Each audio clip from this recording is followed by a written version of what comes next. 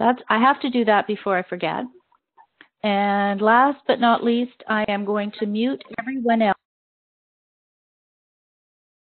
You'll be able to hear Renee and you'll be able to hear me. So Renee, over to you. Thank you. Well, thanks, Andrea, and thank you for the kind words. I'm really excited to be doing this. It's my first online official presentation, so please bear with me if my timing is off or I talk too fast, and let me know if you're not hearing me properly or not seeing me. And like I say, I will answer any questions. Andrea, do I have to allow Kelly Allen to join, or is that you? Yes. Yes. No, you can do that, please. Sorry. Oh, I got a few. Let me, 1 second. Awesome. So I've grappled with the idea of a play card for a long time, and Rob Krebs out of the University of Alberta was an inspiration here. And I've grappled with it for a long time because I realized that sometimes I would win games just because I played smarter, not necessarily because I was a better team, but I also lost a couple really big games because I didn't have a plan. And in hindsight, I got caught up in the moment and where my hunch took me. And if I would have considered the score in the end I was in, I wouldn't have made a pretty serious mistake in a provincial final. So it comes from a place of, holy, I need help, and I come from a place of I need to try to keep ahead as an athlete. And now I'm realizing more and more the importance of a play card as a coach. So just a little bit about me. Oh, why is this not working? Oh, there I am.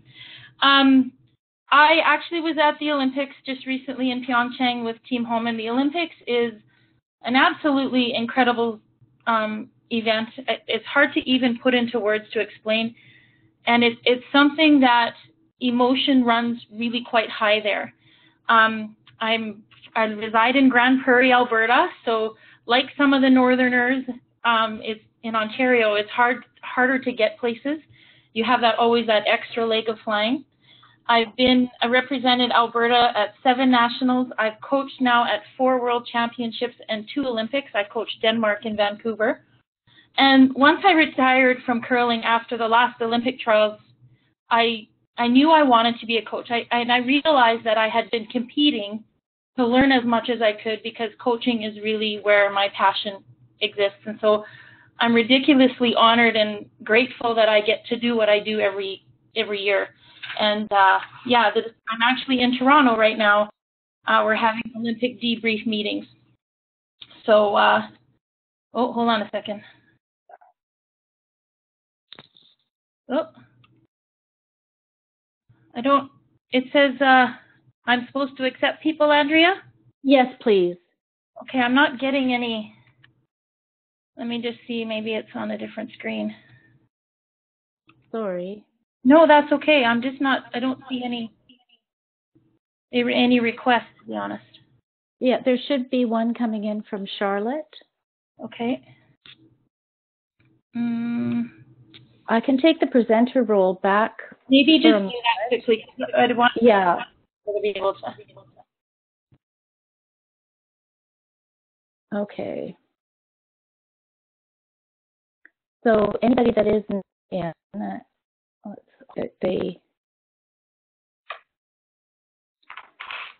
here, let's try.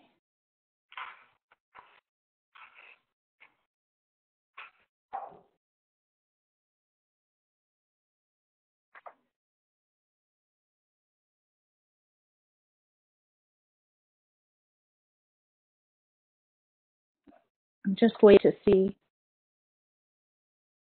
I'll start here now.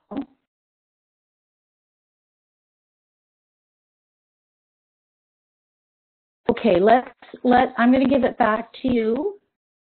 And if everybody could remember that they will be receiving the recording. So just bear with us.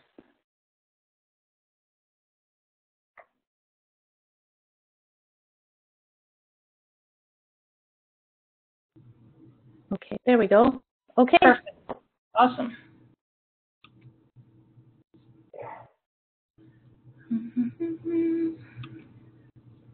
There we are.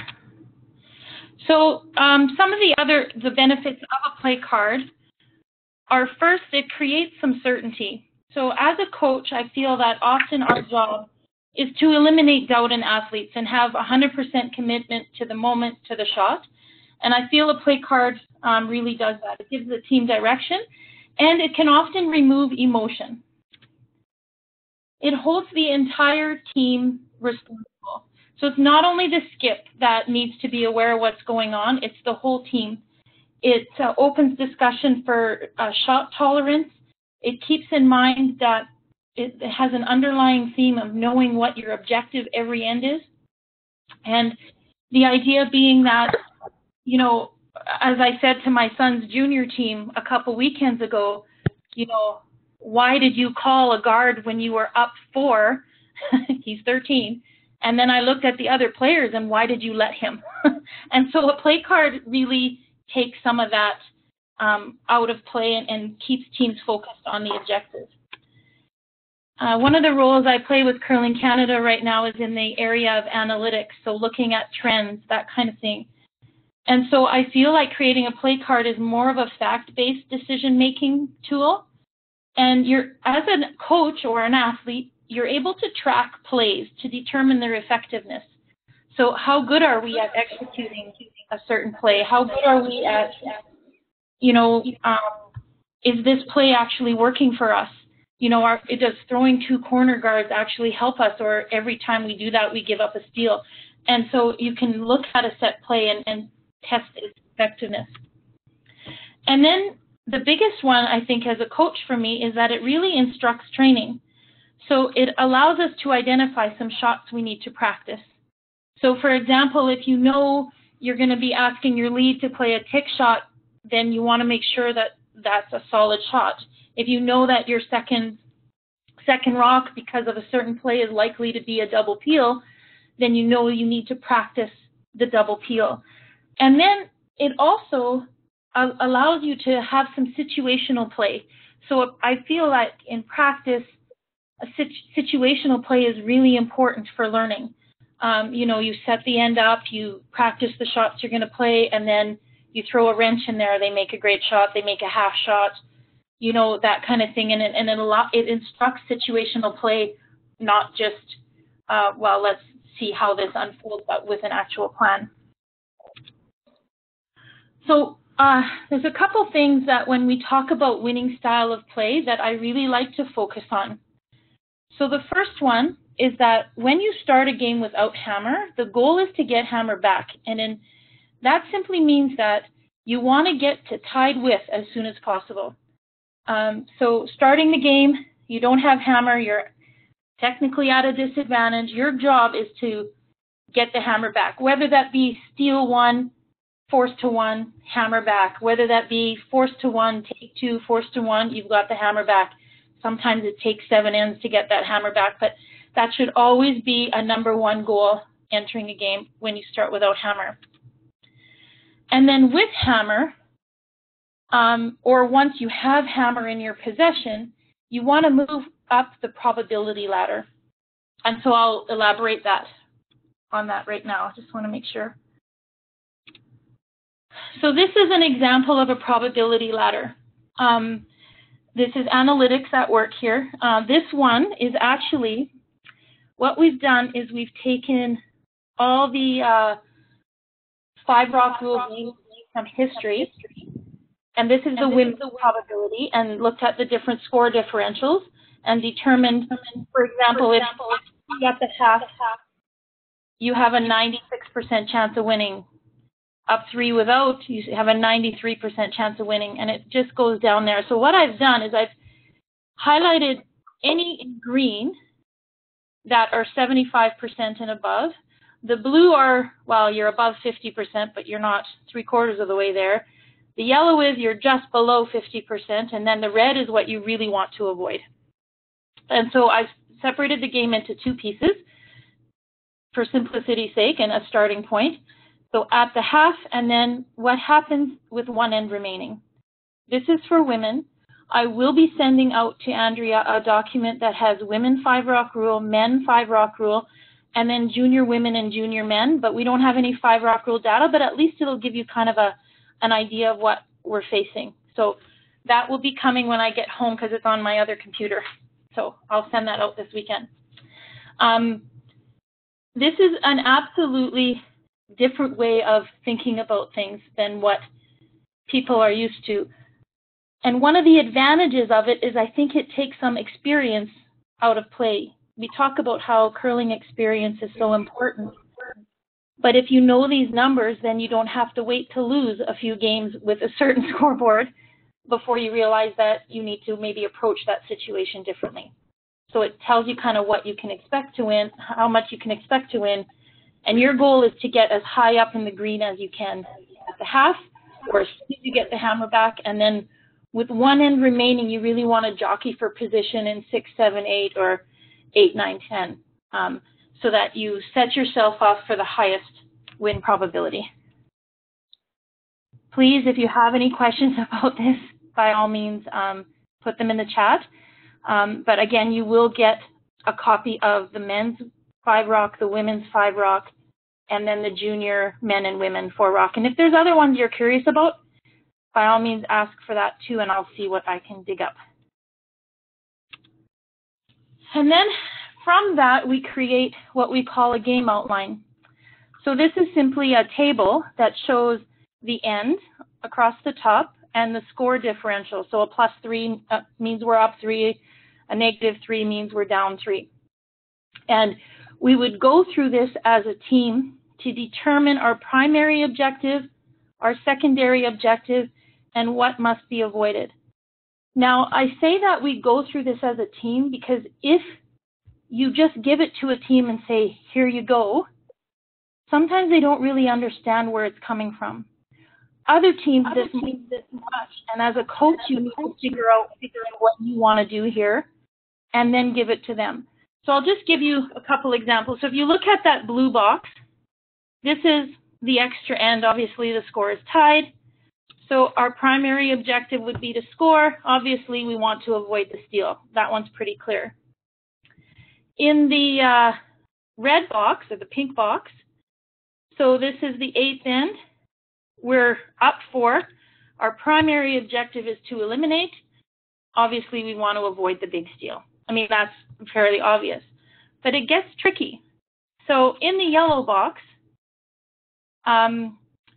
we're playing the 7th end, so what should be our objective? Our first objective is to blank, because if going into 8, if we're tied in 8 with hammer, we have a 77% chance of winning. If our secondary objective is to score 1, because going into 8, if we're up 1, we have a 58% chance of winning. And we want to avoid the steal. And so that really kind of sets the tone. If our blank or to score, then we're probably going to lean more toward hits and how you set up the end. Especially with 5-rock rule, it can get tricky. And then obviously you want to avoid the steal because then you're down. And if you're down 1, then you have a 42% chance of winning. So now you're below 50%. And so this is something that is a really good tool to kind of create. And you need a table like this with hammer and the same table, but now you don't have hammer. So this play card development is not a let's sit down for 2 hours and we'll be completely done. It's a today we're going to look at these situations. This is where we would employ them, and this is what it's going to look like when we execute our plan.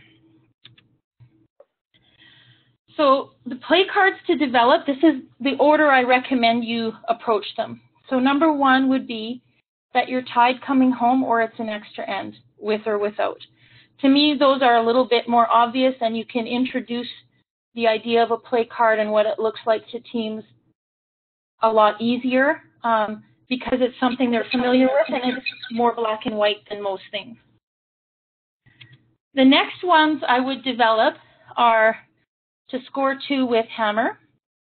And I have here written A or A+ play. So at certain times of the game, you really need your 2. You want to be more aggressive to get your 2, so that would be your A+ play, a little bit more risk. Other times you're going to be a little bit more cautious when you set up a 2, and so that would be just an A play card. And then when you have hammer, you're simply reacting to what the other team does. They either throw it in or they throw a guard. And so you would look at, they throw it in an A card. We would do this in a B card or an A+ card. We would be a little bit more aggressive. And I'll show you an example of that later. And then the last one I would do is a force to 1 without hammer. And because that tends to be, the start tends to be a little more clear, but then it gets a little bit gray later on in the end based on execution and that kind of thing. So I feel like if you approach them doing this order, that it tends to be a little bit easier. And when you get to the trickier ones, you've had more practice. So I just want to pause here and see if there are any questions about anything so far. Do you want me to unmute everybody, Renee? Maybe let's do that. Okay.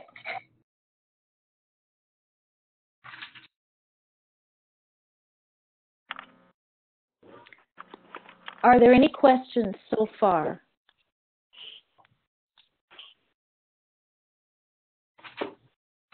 Okay, I'm hearing crickets. Okay. So perfect. We'll carry on. We'll mute everyone. And I'm still keeping an eye on the chat box. Perfect. Thank you. Oh. So in terms of beyond the set plays, so when you're doing situational play in practice, you practice your set plays. But then beyond that, and, shots have been thrown. Unfortunately, we don't all curl 100%. So some things to keep in mind beyond your set plays are that you always want to keep a save shot open with hammer. For me, my save shot was the out-turn draw. And so I would always place my corner guards on the in-turn draw side. I would always be cognizant of if trouble was brewing, I would bail so that I could have my out-turn draw. And so it's important that a team recognize what their save shot is, and then that as an end unfolds, that they're trying to keep that shot open, especially when they have hammer. The next part of that is when you don't have hammer, is that you really need to respect it. And I remember Kevin Martin telling a bunch of junior curlers one year that in 2010, they won 91% of their games, which is an astronomical number, but they still were outscored every time they didn't have hammer. And so you really have to, as you approach when you don't have hammer, respect that the other team does and protect yourself. I mean, we've seen games won on an in-off by Jennifer Jones and that kind of thing. So you always have to keep in mind that respect for hammer. As you approach through an end and you have your objective in mind, you need to consider the makeability of a shot. What's the probability of a make? So I know my objective here is to blank, but that cross-house double is not my strength. So the probability of making it is low, so then I might choose a different shot and abandon my objective because to reach my objective, the shot isn't makeable. And then in discussions, I feel it's really important that the team determine a tipping point. So if they're going to adjust their plan, that it be simply because they've identified their tipping point. We will not play a risky shot unless we feel we can make it 5 out of 10 times, 6 out of 10 times, 7 out of 10 times. That would be up to the team to decide. So then conversations after the set plays are really kind of fact-based. And I believe it was against, trying to think, Gushu had that kind of conversation in Vegas where they were going to blank an end, that Brad had to make a double. I think it was, I can't remember, it was late and it was tied. Anyway. It was, wasn't it a semifinal game or was it was late, you're right. Like it was. I think they ended up losing anyway. So it might have been, maybe it was against Sweden. I think it might have been against Sweden. Maybe it was against Sweden, yeah. Yeah, and they had to make a decision about playing a double or for the blank or drawing for one. And they had a conversation about, well, I can't play the double because being down 2 is way worse than being tied on the probability win ladder. And so they chose to draw for 1, even though they realized that their chances weren't great because it was Sweden. Anyway, but those are the kinds of discussions that you can have and make decisions on more fact-based rather than, I'm feeling good today, I think I'll let the double fly. So what I will send to Andrea that she can forward to you is I will send you the templates of the play cards that we're going to see. I will send you the probability ladders, and I will send you that game outline tables, and then probably some version of this presentation so that you can review it if you'd like. All right, so let's get into a play card.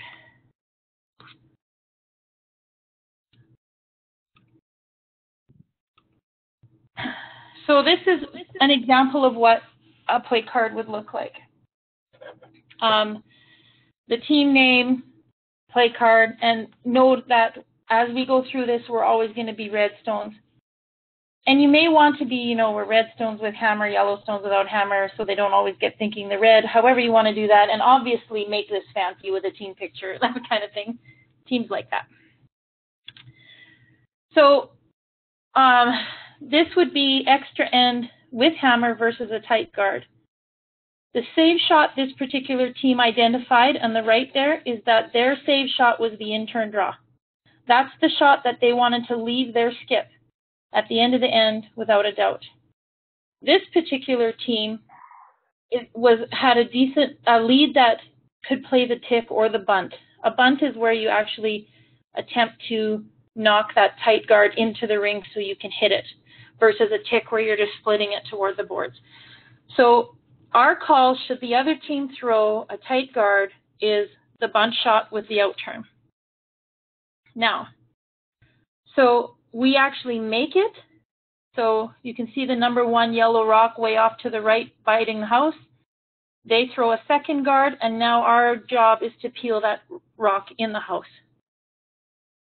So that would be ideally a make. They throw another guard, we're going to peel, now we go. In this case, we played the out-turn bunt, but we made the tick only. So you can see that number 1 rock's not in the house. They throw a guard, and now we've decided that we're going to play the come around, but we're going to tuck a piece.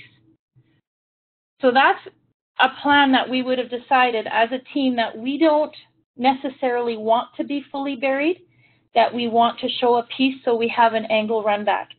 And this is where it's really cool, because as a team, as you're developing this, whether it be with a strategy board, whether you actually take them out onto the ice and do it with rocks, that you outline this. And I've taken the time to do this on computer, but I've actually had teams just sit there with a blank sheet of curling houses and write it out and use colored pens to draw the rocks.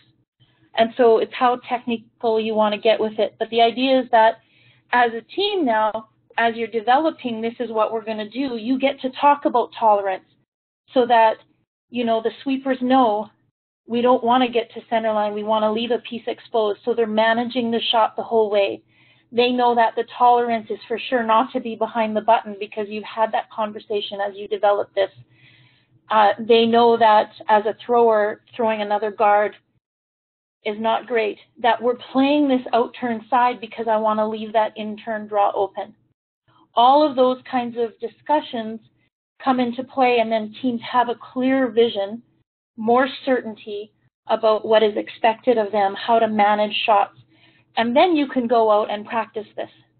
You know, your lead gets to practice throwing a heavier weight tick shot and then sock and a draw, right?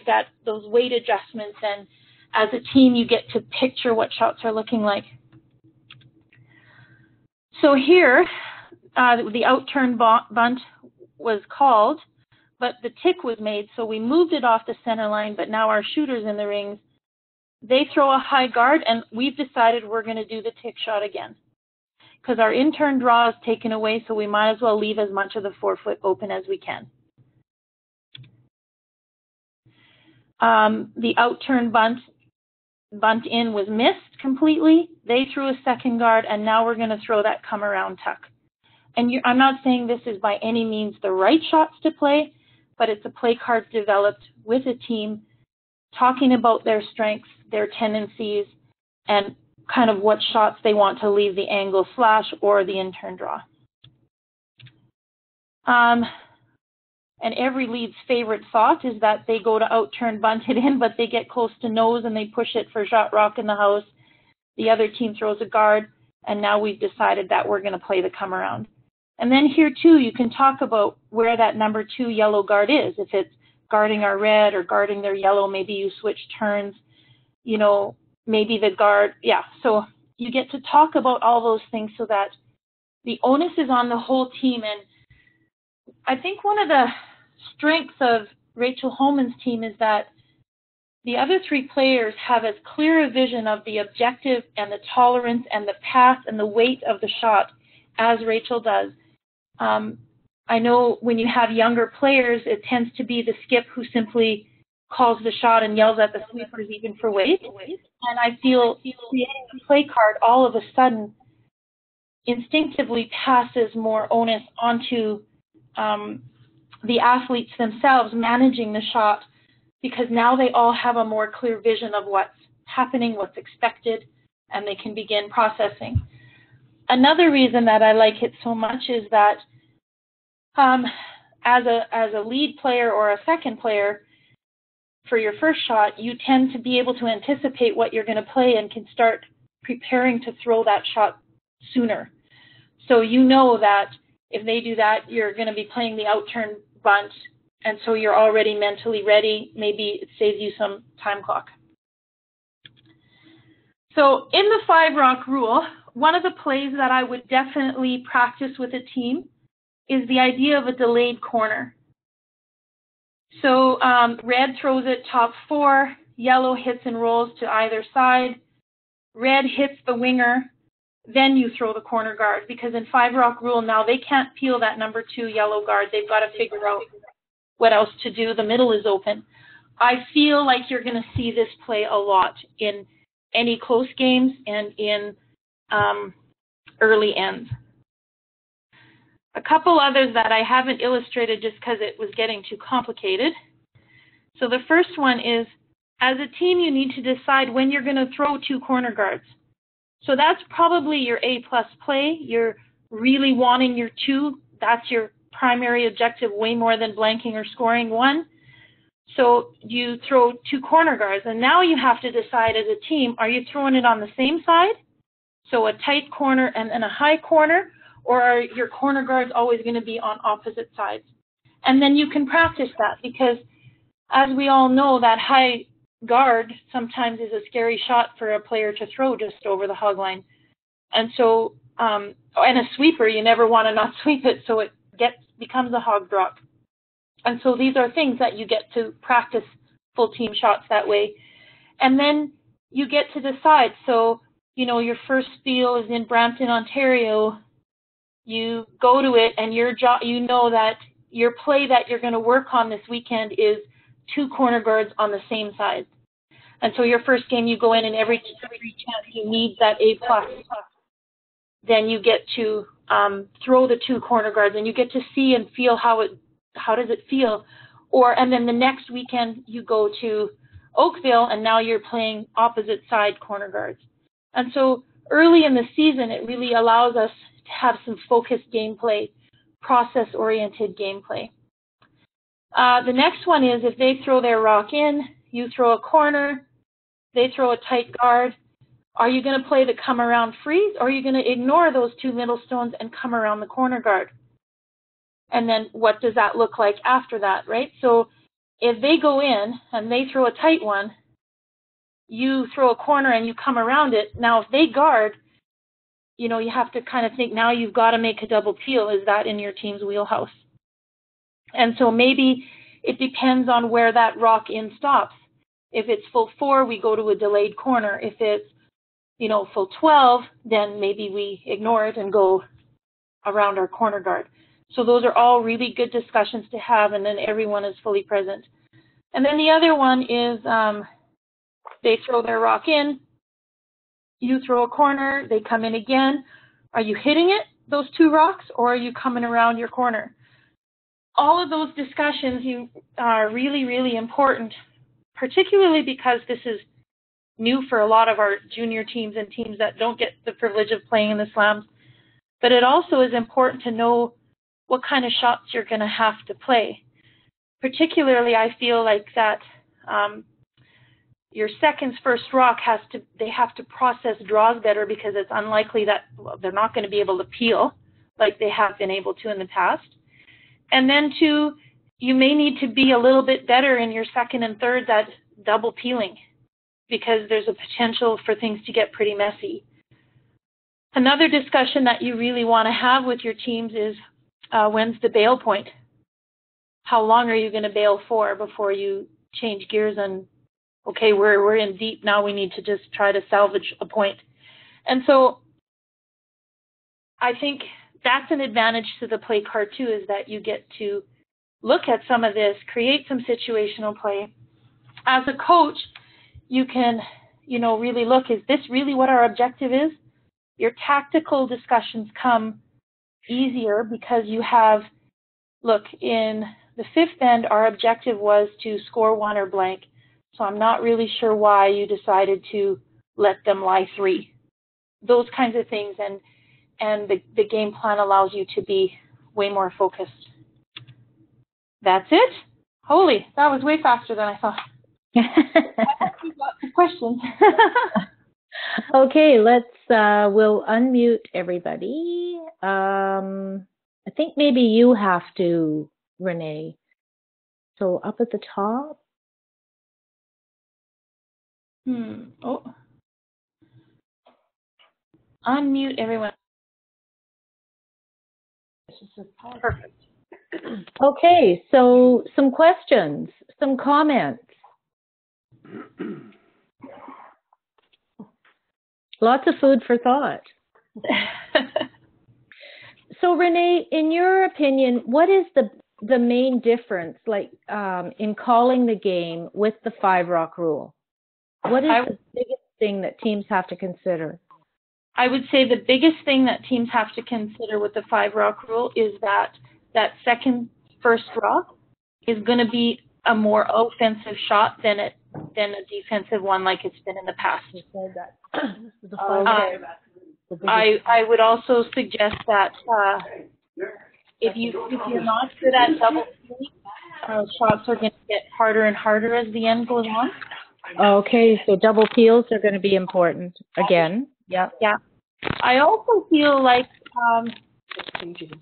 I'm wondering how much of a shift will be made to using it in a close game. So right now I feel like the 5-rock rule primarily comes into play when a team's down. Okay. But what about if we're tied with hammer in the 6th end and it says we really need our 2? Will people, I think as they get more comfortable with it, there'll be more offense that way. But I also think teams are going to scout each other harder, because are you the kind of team that's going to risk keeping one in the house for the sake of double guarding? I think spreading guards out is going to be a major skill. So, if you as a team commit without hammer to double guarding something, that you need to be really good at having one high and one tight. Okay. Okay, can I ask everybody please to limit the background chatter? I know, could you save your discussion amongst yourselves until after we're finished, please? Thank you. Okay, so spreading rocks out and spreading guards out is going to be. Yeah, for sure. Okay. How impacted is age on the probability ladder? I would say that our more veteran players, let's call them that, are able to protect a lead and less likely to come back from a deficit, whereas the younger, less experienced players they don't hold leads as well, and they are able to come back easier. Okay. But I'll forward all those ladders to everyone. Yep. Oh, that's great. So do you do an individual play card for each end for the whole game? So we create them for each objective. So if our objective is to score 2, we have 2 cards. Well, 4. We have, if our objective is to score 2, we have a score 2, but safe 2. We have a score 2, an aggressive 2. And then because we don't have hammer, we have to create those based on what the other team does. So we have if they throw it tight, we have an A card. If they throw it tight, we have an A+ card. Versus if they throw it in, we have an A card. If they throw it in, we have an A+ card, meaning that it's a really pivotal moment to get your 2 because it makes a big difference on the probability ladder. Okay. Renee? Yes. Do you by any chance ever run the risk with having these play cards and kind of sticking to them with younger teams in particular to where either they're not able to adapt to misses, for example, or changing situations in the game, and they just get so stuck on their play card that they can't really adapt off of it? Is there ever a worry about that? I would say yes, there is a concern. But I would say it's outweighed by the number of times that they enter an end and don't have a plan and just fly by the seat of their pants. For sure, for sure. Yeah, so for sure, but those are good discussions because you kind of have to always have that in the back of your mind, and that's a little bit what experience will teach you, rather than just, oh, I didn't even realize we made this mistake every time we were up to. Right. And how often, in your experience too, Renee, would you be modifying your play cards? I mean, how often would a team you're coaching modify the play cards so that they don't become, I'm playing the same end no matter what, and every team knows my strategy? So, yeah. So we always discuss it once we know the ice conditions we're playing on. So maybe, if we're on really swingy ice, our corner guards, let's say it goes like crazy to the wings, maybe our corner guards have to be a little higher up, or it doesn't curl. Like if the center is low, then maybe, we can't vary around a corner, so we'd have to adjust that. I would say that a play card helps because teams are able to track their success. So I can say we used play card A+ here, and it didn't work. And now we're down 3, right? And that happened 3 times this weekend. So now in training the next week, we can look at, are we adjusting it or are we just practicing so we execute better? Right. Okay. All right. We have another 2 questions actually on chat. Down 3 in the final end without. Is it more likely to score 3 if you split the sides with the first 2 rocks? Or put both guards on the same side? I honestly don't know. We haven't looked at it that closely yet. We're in the process of trying to gather some of that information. Okay. But we realize that that's something that's a really important thing to know. But it might depend on the team you're playing. If I've got a team that is proficient at double peeling when they've split the rings, or if we're not very accurate in leveling them out, right, then I might decide to go one on top of the other because I've got more room there. Yeah. But statistically, we don't know what's working better. But that would be a great thing, for a coach to kind of track for their team. Mm-hmm. Okay. And it doesn't only have to be in that situation of down 3. It could be down 3 in the 4th end. Does curling permit a physical play card in the skip's possession, like a football quarterback has plays written on their arm? Absolutely. Yep. Yeah, I thought so too.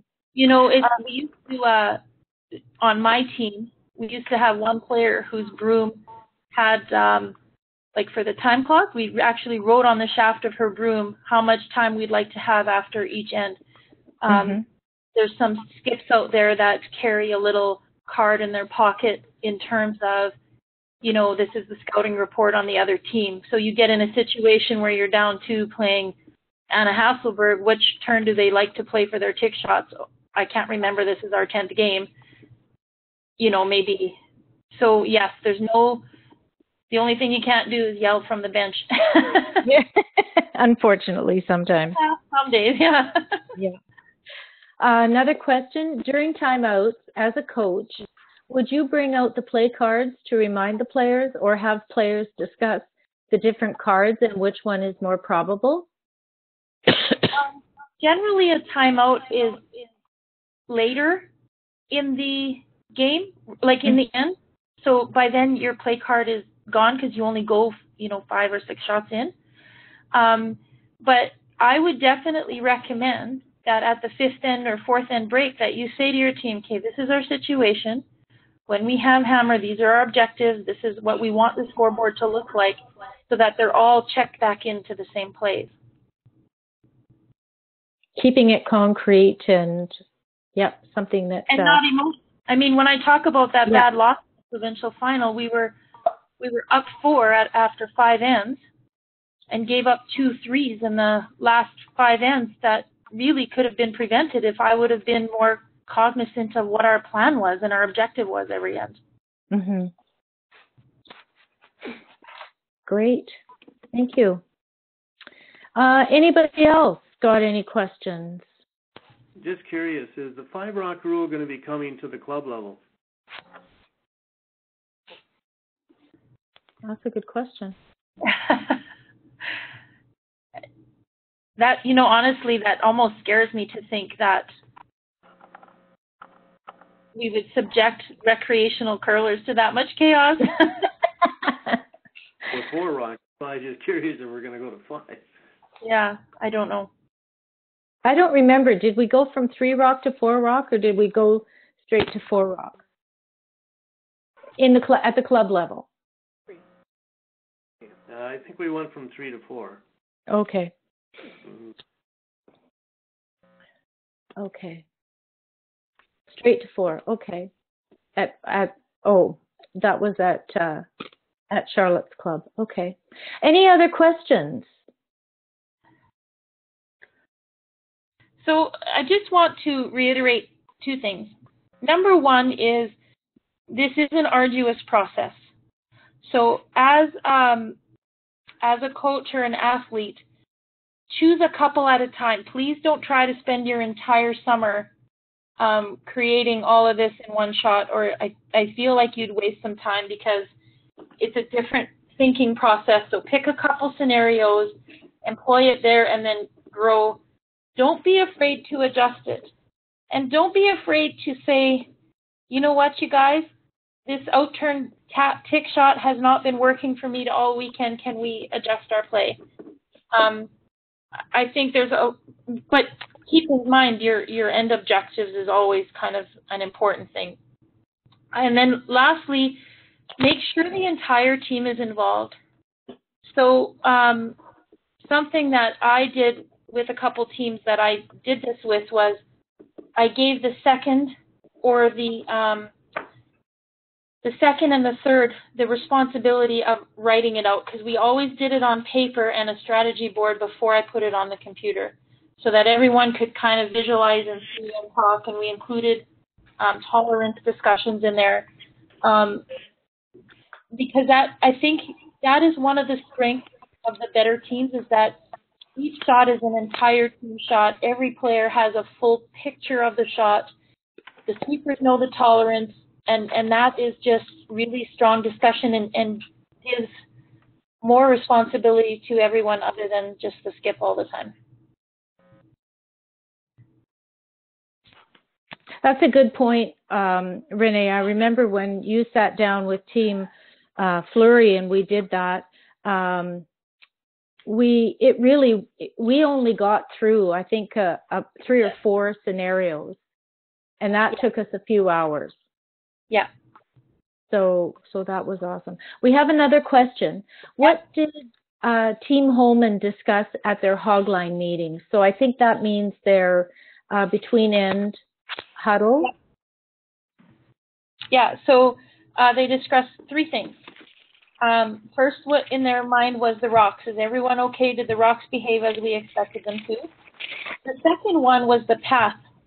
So not for the end that just occurred, but the end that was coming. Remember, we haven't played this intern in the third. We're in the fifth now. We didn't play this intern in the third. Or we really played this side, this past end, so watch that it's faster. Or, you know, as they entered after the break and the ice was mopped, what are we expecting? And then they always talked about what their objective was. You know, okay, it wasn't always just let's get two. Sometimes it was, you know what, a blank here is okay. Or, you know what, this is Team X's weakest end. Let's maybe take advantage if we can and go after a bigger multiple if the opportunity presents itself. And so generally it was those three things. Okay. And if they needed to process a shot that had just occurred, let's say it was last rock, that team is incredible at processing shots. And not where they say, well, you didn't throw it good enough, but you know what, that ran exactly like I thought it would. You know what, the break point, is it changing because it seemed to curl sooner? Or, yeah, I thought you threw that with a little more extension. All of those kinds of things. And not with the idea of if it was a mispointing blame, but even on the makes, really process that shot so that if they need that reference later in the game, they have that reference later in the game. I have to tell you guys that I worked with Homan at 2 events this fall, and they were events in curling clubs, so I was able to put microphones on each of the athletes. And if you ever get a chance to do this, if OCC has resources to purchase a set of microphones and a mixer, so each of the athletes had a microphone on, and I sat on the other side of the glass with headphones on and could hear their conversation the entire time. The very first game I did that with them, I was exhausted at the end of the game because I couldn't believe how much they talked and processed and outlined where a shot should go, what it was going to look like, even to the point where they analyzed the other team's deliveries. Like, oh, she looks like she really drifts on this side, so, you know, her rocks are probably going to curl more than mine will. Just constantly processing, debriefing, and yeah, it was impressive. And then I think you learn a lot about kind of where their focus is and where their thought process is. And then post-game, you don't have to ever guess what the conversation was because you've heard it. Mm-hmm. It is a valuable tool. And the OCC, or I'm not sure if OCC itself, but OCA or Curl Ontario has them. And NOCA has 1 or 2 sets as well, I believe, of headsets. And there are competitions where you can actually use them in the competition setting.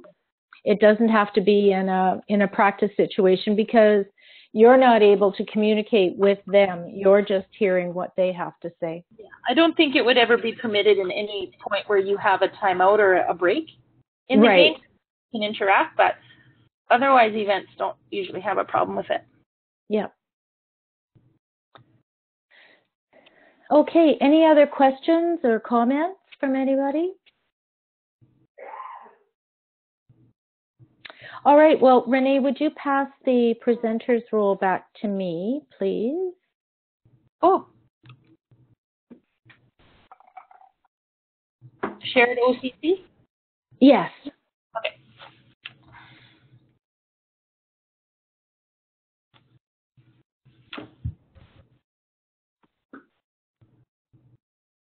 It says I'm passing it, waiting for new presenter. Okay, and I'm waiting for a message that says I can take over again. Nothing yet.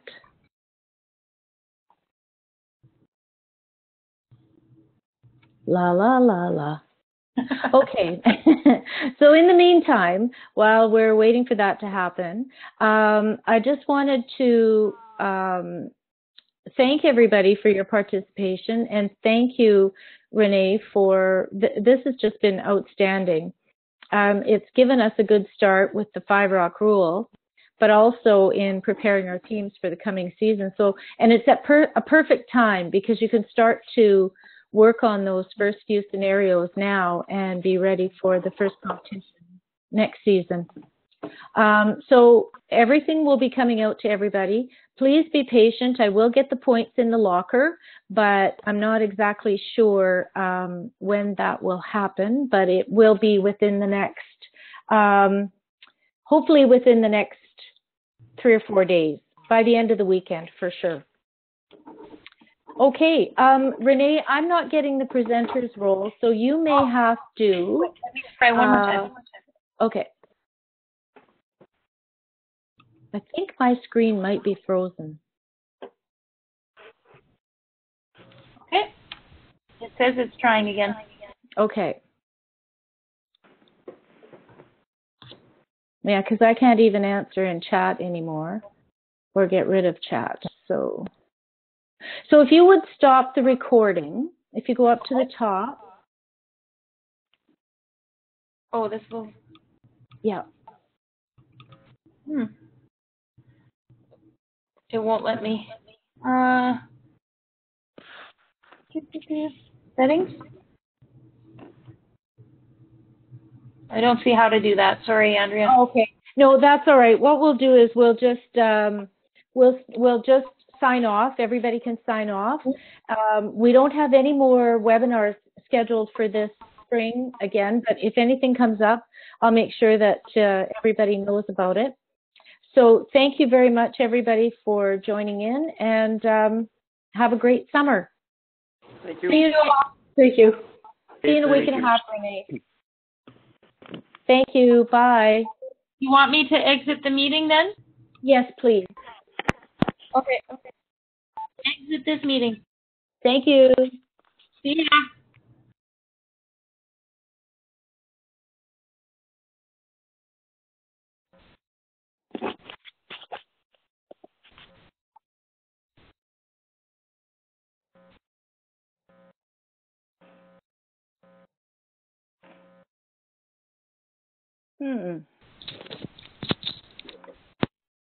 I'm frozen.